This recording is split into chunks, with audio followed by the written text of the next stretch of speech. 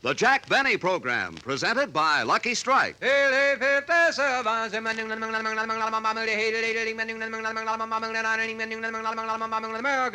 Lucky Strike, and Lucky Strike alone, offers you important evidence gathered in the tobacco country by the world-famous Crosley poll.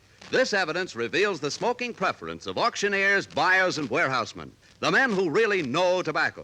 Here's what the Crosley poll found. For their own personal smoking enjoyment, independent tobacco experts again name Lucky Strike first choice. Lucky Strike, first choice over any other brand. These experts know their business. Their overwhelming preference for Lucky Strike, we believe, has a direct relationship to the quality tobacco we purchase for Lucky's and to the real, deep-down smoking enjoyment you may expect from fine tobacco. And when these veteran tobacco experts name Lucky Strike first choice for their own personal smoking enjoyment, then you know. LSMFT, LSMFT. Lucky Strike means fine tobacco. And in a cigarette, it's the tobacco that counts. So smoke the smoke tobacco experts smoke Lucky Strike. Remember, Independent tobacco experts again name Lucky Strike first choice. Lucky Strike, first choice over any other brand.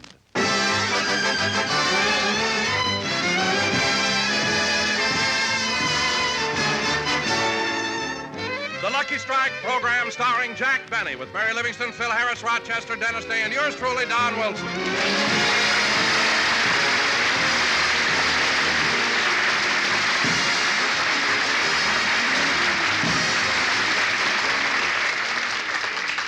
Ladies and gentlemen, as there are only 8 more programs left in the current Lucky Strike series, at this time I would like to pay tribute to a man who for the past 30 weeks has brought joy and happiness into millions of American homes. Don't forget the 569,000 trailers. A man whose wit, charm, and personality have endeared him to the hearts of his public. Keep going, Don. We have a half hour. A man who is loved, admired, and respected by every member of his cast. How true. A man who every year at this time picks up our options, Jack Benny.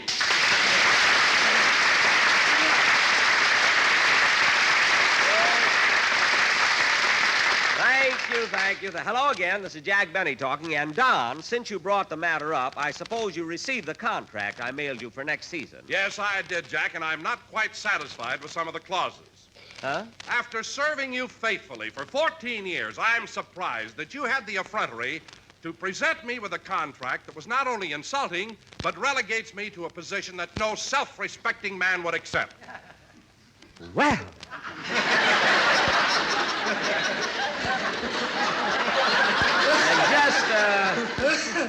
And just what is your complaint, Mr. Wilson? Well, here's the situation, Jack. Now, you get a lot of laughs at the expense of my being fat. Uh-huh.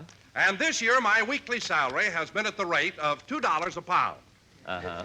So I think it's only fair that next year I get $3 a pound. $3 a pound. Don, I wouldn't give you $3 a pound if all your fat was trimmed off and you were hanging on a hook. Anyway, the raise I offered you is as high as I can go. Now, what do you say? I can't sign the contract now, Jack. I'll have to talk it over with the little woman. Oh, you and the little woman. Haven't you got a mind of your own? Yes, but I respect my wife's opinion. I'm very devoted to her. I see. After all, I'm at home with her every day except Sunday. Well, I can fix that, too.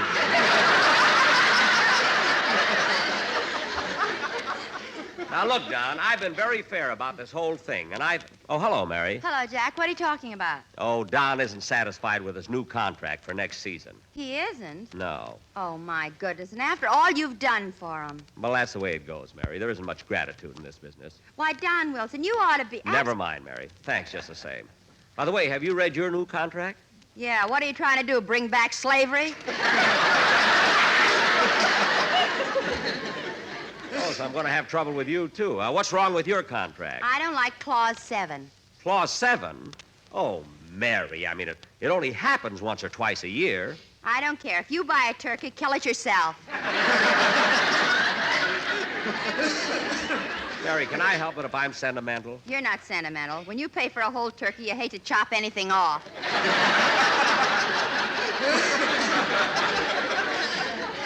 Oh, stop. Sentimental. You even use the head for badminton. I stopped doing that. I mean, I couldn't stand the way it came over the net, staring at me. Anyway, Mary, you've got a lot of nerve complaining about your contract. After all... Hiya, Jackson. Hiya, Don. Hello, Livy. Hello, Phil. Phil, it's about time you got here. What made you so late? It ain't my fault, Jackson. I had plenty of time to get here, but just as I left the house, Alice fainted. Oh, my goodness. That must have scared you to death. Nah, happens every time I kiss her goodbye.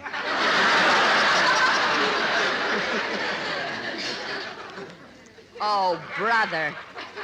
That's what she said as she hit the floor. Phil, do you really have that effect on Alice? Jackson, she won't even let me shave with a mirror. She don't want my love divided.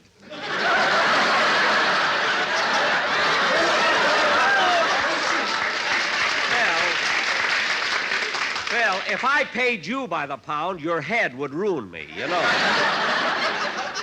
Now, look, just pick up your baton and let's have a band Hold it a number. minute. No, you don't, Jackson. I ain't making with no downbeat till I talk to you about that new contract you sent me. My lawyers don't like it. Your lawyers, who are they? Kirchie, Bagby, Fletcher, and Fink. Well, Phil, just what is it you and your lawyers object to in the contract? We don't like the clause that says I got to get to bed on Saturday night before 3 a.m. Well, it's for your own good, Phil. After all, you have a program to do on Sunday. I want you to look bright and fresh. I know, but if I lose that red glow in my eyes, I ain't got no personality. Phil, I've been playing badminton with a turkey head for 2 years, and it looks better than you do. Anyway, I'll talk to your lawyers about your contract later. But right now, let's have a band number. Okay, Jackson. What would you like to hear? Henry Bussey, but I'm stuck with you. Now,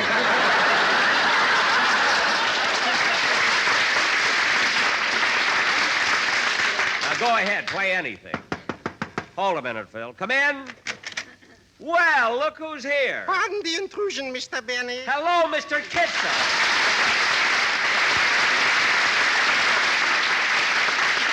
Well, Mr. Kitzel, it's certainly nice to see you. I'm sorry to bother you, but I wonder if you could spare a ticket to your next week's broadcast for my uncle who's visiting me from the east.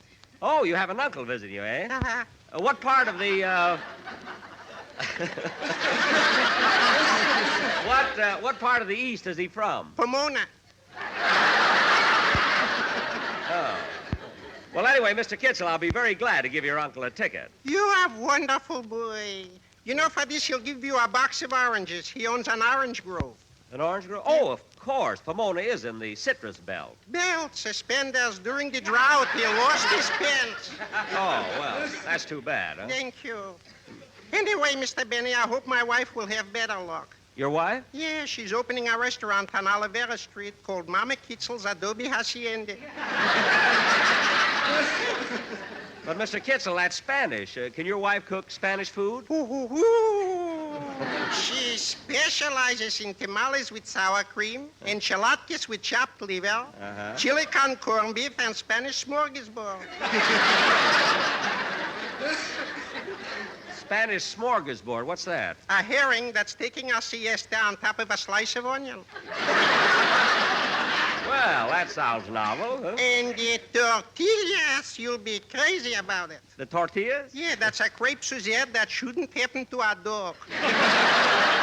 Oh, well, Mr. Kitzel, let me know when you open your restaurant. I'll come down and visit you. Buenos dias, senor. Goodbye. What did I say? I don't know. I think...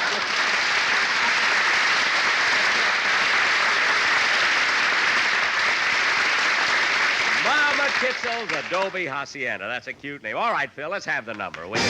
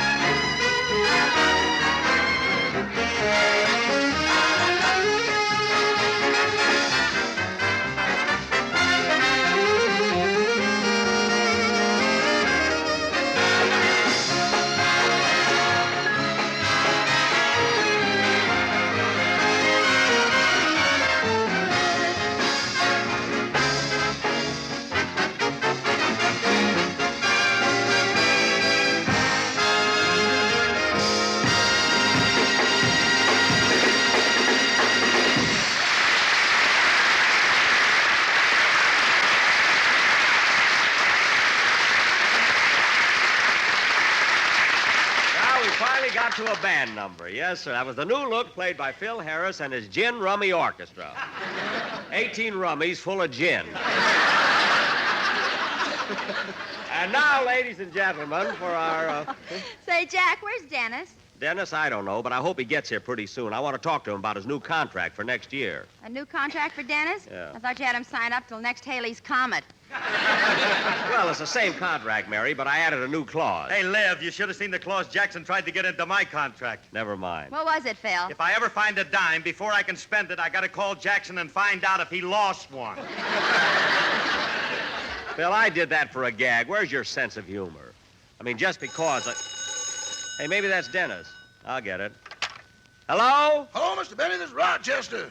Hello, Rochester. What do you want? I've been listening to the program, boss, and it occurred to me we haven't discussed my contract yet. Well, Rochester, you've been working in my house for 10 years, and I feel there's no necessity for a written contract. Everything is perfectly clear, and we have what is known as a verbal agreement. Now, that means we have a mutual understanding. Why put things on paper? The amount of money involved is too small. That's what I mean. Let's get it up. You'll be taken care of. And believe me, Rochester, there's no necessity for a written contract. But my attorneys advised it, whereas and to wit. Your attorneys, who are they? Remus, Bemis, Sugarfoot, and Smythe. Well, tell Remus, Bemis, Sugarfoot, and Smythe to get in touch with Kirchie, Bagby, Fletcher, and Fink. Let them handle it. It's the same firm. They got a branch on Central Avenue.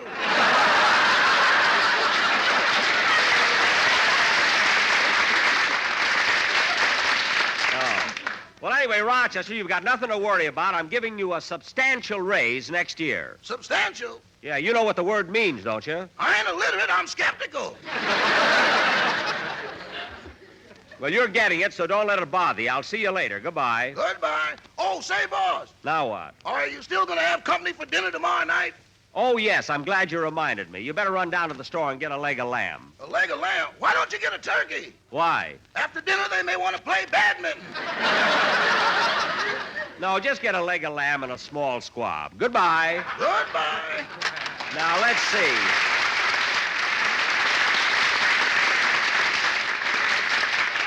Where were we? Oh, Don. Yes, Jack. I think right now would be a good time for a commercial. But, Jack, the quartet isn't here. How are we going to get laughs? Why, it's simple.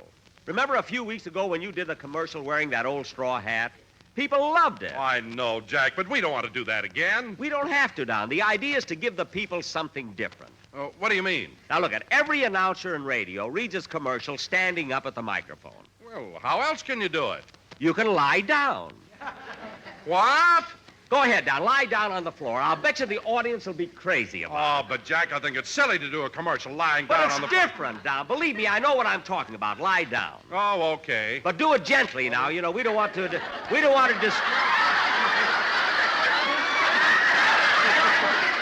don't want to disturb the seismograph at Berkeley, you see. Now, Don, I'll hold the microphone down to your face. There. Now, go ahead, Don. Read the commercial. Oh, okay. LSMFT. Lucky Strike means fine tobacco. Yes, Lucky Strike means fine tobacco. And in a cigarette, it's the tobacco that counts. So smoke the smoke tobacco experts smoke. Lucky Strike. So round, so firm, so fully packed, so free and easy on the draw. Don, talk louder. The radio waves aren't getting over your stomach. I've been smoking Lucky Strikes for nigh on to 25 years.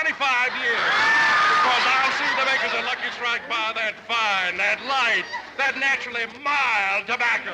All right, folks, wasn't that clever?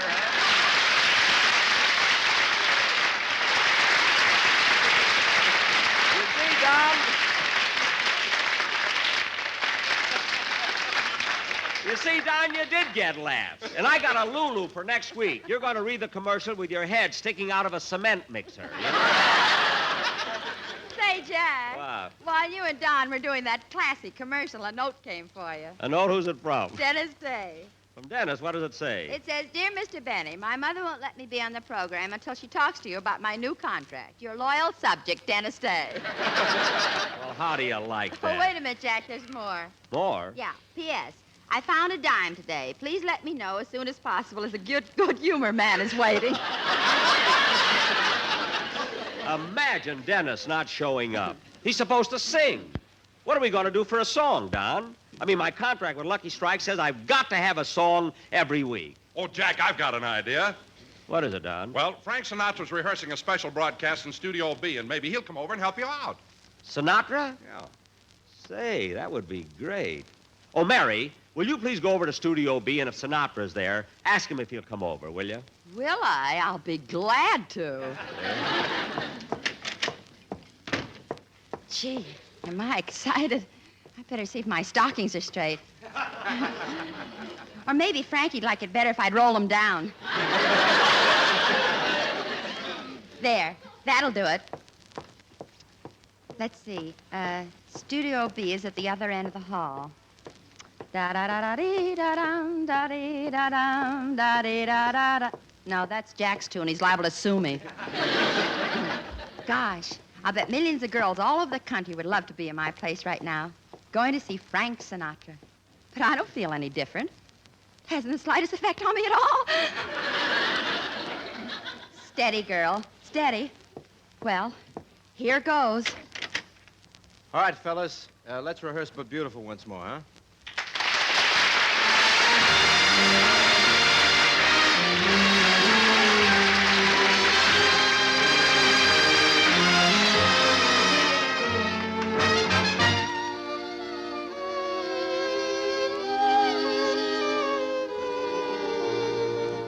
Love is funny, or it's sad, or it's quiet, or it's mad. It's a good thing, or it's bad, but beautiful.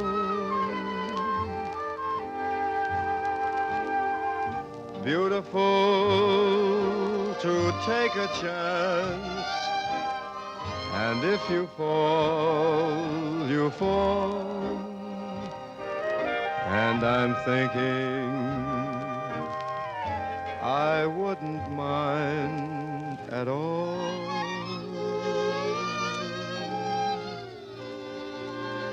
Love is tearful or it's gay. It's a problem or it's play.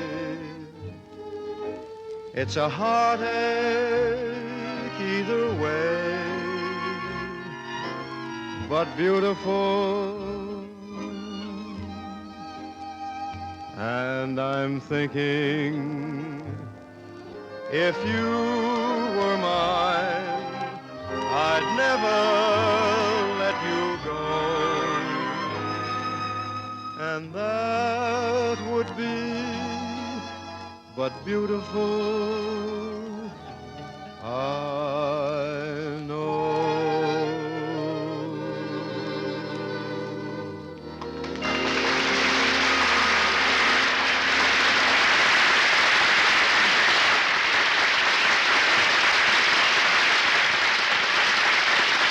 Thank you very much, fellas.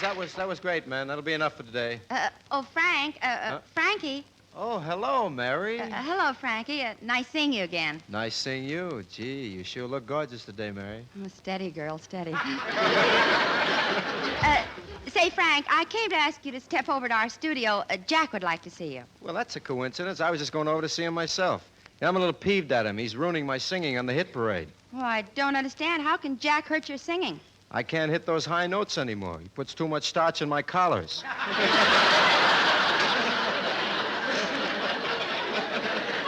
Oh, well, that's Rochester's fault. Jack's specialty is rough dry. Well, that isn't my only complaint, Mary. Yesterday, my bundle of laundry came back and 2 of my handkerchiefs were missing. And they were the handkerchiefs that Crosby gave me for my birthday. Well, how do you know they were the handkerchiefs Bing gave you? They had chloroform on them.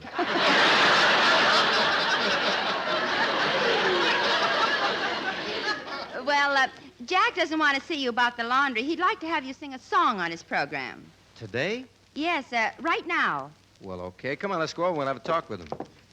Where's Jack broadcasting from, Mary? Right here in Studio C. Let's go in. Okay, wait a second, Mary. I'll open the door for you.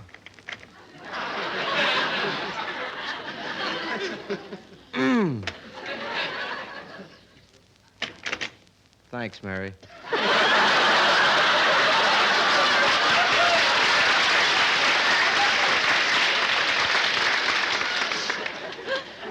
Oh, that's all right. I kill turkeys, too. Listen, Don, if Fred Allen thinks he's that funny, he's got... Oh, hello, Frankie. Hi, Jack. Do you want to see me? Yes, come right in. By the way, you know my gang, don't you? Sure, yeah. Where's Don Wilson? Any place you look. Hey, Don, here's Frank Sinatra. Well, hello, Frankie. Holy smoke, I'm surrounded. Yeah, there's quite a difference in your size. Oh, I got a goose pimple bigger than him. Don, lie down, please. Now, Frank, I'll get right to the point. You see, Dennis couldn't be here today, so I'd like to have you sing a song on my program. Well, I don't know. It's strictly business, Frank. I mean, I intend to pay you. You're gonna pay? Certainly. Frank, what are you doing? I'm calling RKO. This is another miracle of the bells.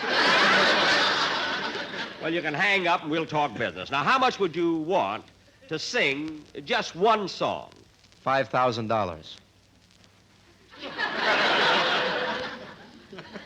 Why doesn't he fall down? I know he fainted.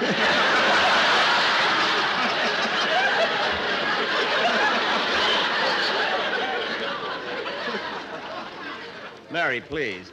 Well, look, Frank, for $5,000, you sing both the verse and the chorus of a song, don't you? Uh-huh. Now, look, Frank, most people don't know the verse anyway. Now, what...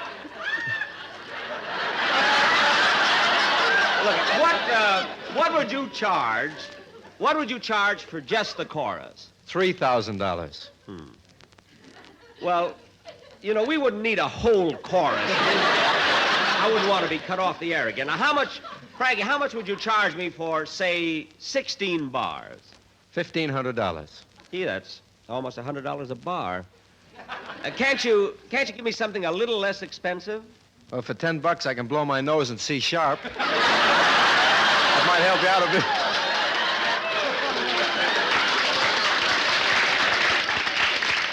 No, Frankie, I know you're short 2 handkerchiefs, you know? Now, look, Jack, what's the use of dickering? My price is $5,000. But, Frank, let's compromise. Look, I'll give you $500. 5,000. 501? 4,999. 502? 4,998. 503? Mary, what are you doing? I'm calling Paramount. This is going to be another lost weekend. Never mind. Now, Frank, since we're so close to an agreement on price, why don't you just do your song and we'll settle it after the program? I mean, we shouldn't haggle in front of the audience, you know. It makes you look cheap, you see. Now, come on, sing your song, huh? Well, okay, Jack. But who's going to accompany me? Phil Harris's orchestra. Oh, no. No, not that. Well, wait a minute, Frankie. A few weeks ago on my show, they accompanied Bing Crosby. I know, but he already made his.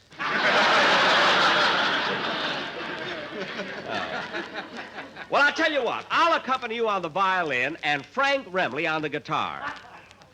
Frank Remley? Yeah. That's Phil Harris's Nature Boy.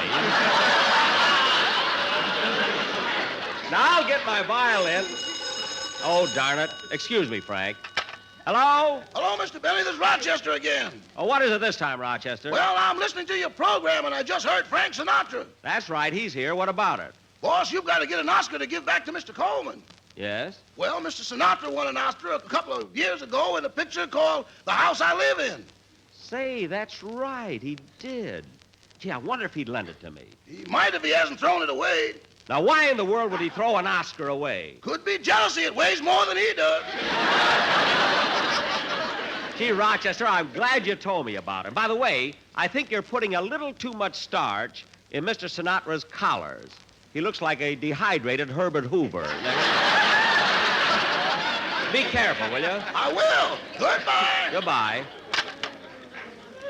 Now, look, Frank. I'm already now, Jack. You get your violin. Look, Frank, let's hold the song for a minute. I want to talk to you about something very important. What is it, Jack? No, not here. Let's go out in the hall. Okay. Now, Frank, I'm not going to beat around the bush. As you know, I lost Ronald Coleman's Oscar, and I've got to get one to replace it. Yeah? Now, you won an Oscar, didn't you? Yeah, we won it for the house I live in, Jack. Well, look, Frankie, you can do me a great favor. I'll only need it for a few weeks. You see, I got to get an Oscar back to Ronald Coleman before he comes Hey, over. would you guys mind moving over? We're trying to vacuum this hall. In a minute. They're always cleaning up around here. Now, Frankie. Yes, Jack. I've never been in such a spot in all my life. I'm not asking you to give me the Oscar. I just want you to lend it to me until we Now, get... look, you guys, I'm trying to vacuum this corridor. I'm asking you once more to move. Look, don't be in such a hurry, Bud. Now, Frankie, look. How about it? Let me have your Oscar. Well, Jack, as long as you're in that kind of a spot and it's only for a few weeks, maybe I can arrange. Frankie.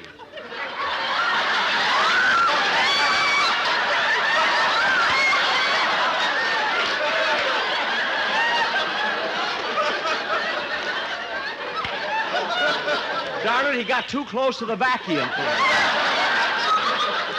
Now I'll have to go outside and wait till they empty the bag. Everything happens to me.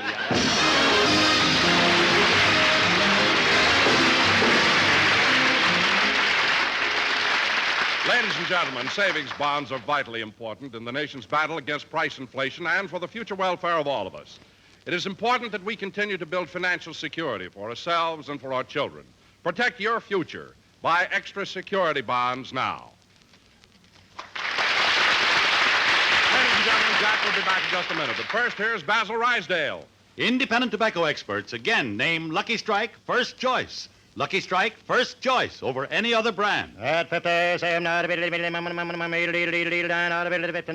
American. The famous Crosley poll has just completed an impartial survey in 11 southern tobacco states. This poll, taken among tobacco experts, reveals the smoking preference of men who really know tobacco. Yes? For their own personal smoking enjoyment, independent tobacco experts again name Lucky Strike first choice. Lucky Strike first choice over any other brand. These are the experts, auctioneers, buyers, and warehousemen, and we believe their overwhelming preference for Lucky Strike has a direct relationship to the quality tobacco we purchase for Lucky's. You've heard the poll results. Now listen to what Mr. Carl Hartfield, 29 years an independent tobacco buyer, recently said. At auction after auction, I've seen the makers of Lucky Strike buy fine tobacco. Good ripe leaf that's got real smoking quality. I've smoked Lucky's 28 years. So for your own real, deep-down smoking enjoyment, remember... LSMFT. LSMFT. Lucky Strike means fine tobacco. So round, so firm, so fully packed, so free and easy on the draw. Gosh, where could they have emptied that vacuum cleaner? I've looked in every rubbish can in the alley here. Frankie! Frankie, where are you? Well, he's not in this one. Go away, Kitty. I'm working this side of the alley. Frankie! Well, there's nothing left for me to do. Next week, I'll just have to go over and apologize to Ronald Coleman. Ronald Coleman? Yes. Good night, folks.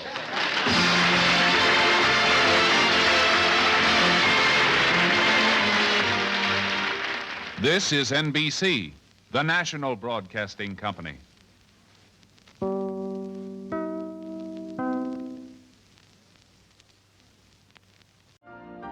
You've been listening to the OTR Gold Network. Find more classic radio at otrgold.com.